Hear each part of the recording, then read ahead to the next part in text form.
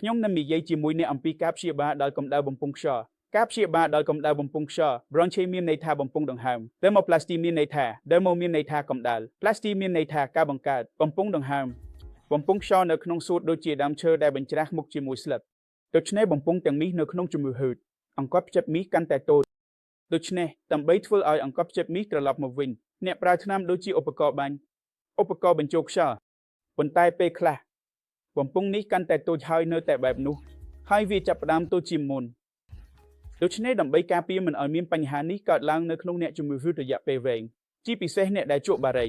ហើយពួកគេប្រើឧបករណ៍បាញ់ឧបករណ៍បញ្ចូលខ្យល់មកមន្ទីរពេទ្យជាប្រចាំពួកគេមកកាន់ផ្នែកថែទាំវិកលចិត្តទទួលការដង្ហើមដោយម៉ាស៊ីនមនុស្សដែលមានជំងឺធ្ងន់ធ្ងរតែបានប្រើប្រាស់វិធីសាស្ត្រព្យាបាលទាំងអស់ហើយនឹងគុណភាពជីវិតរបស់ពួកគេខូចគឺអន់ខ្លាំងណាស់យើងធ្វើការព្យាបាលដោយកម្ដៅបំពង់សួតដែលយើងធ្វើការពិនិត្យបំពង់សួតដែលជាការពិនិត្យដោយកាមេរ៉ាយើងចូលទៅក្នុងច្រមុះចូលទៅក្នុងសួតហើយ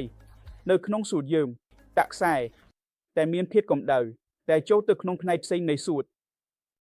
ហើយក្នុងរយៈពេលប៉ុន្មាននាទីយើងកម្ដៅសួតដើម្បីឲ្យបំពង់ដែលកំពុងតែតូចចុះមិនត្រូវបានតូចចុះដោយសារកម្ដៅដែលបានប្រើមួយឬពីរដងក្នុងរយៈពេលប៉ុន្មានសប្តាហ៍ហើយបន្ទាប់មកជំងឺហឺតបំពង់សួតដែលធ្ងន់ធ្ងរនោះមិនคล้ายជាធ្ងន់ធ្ងរទៀតទេ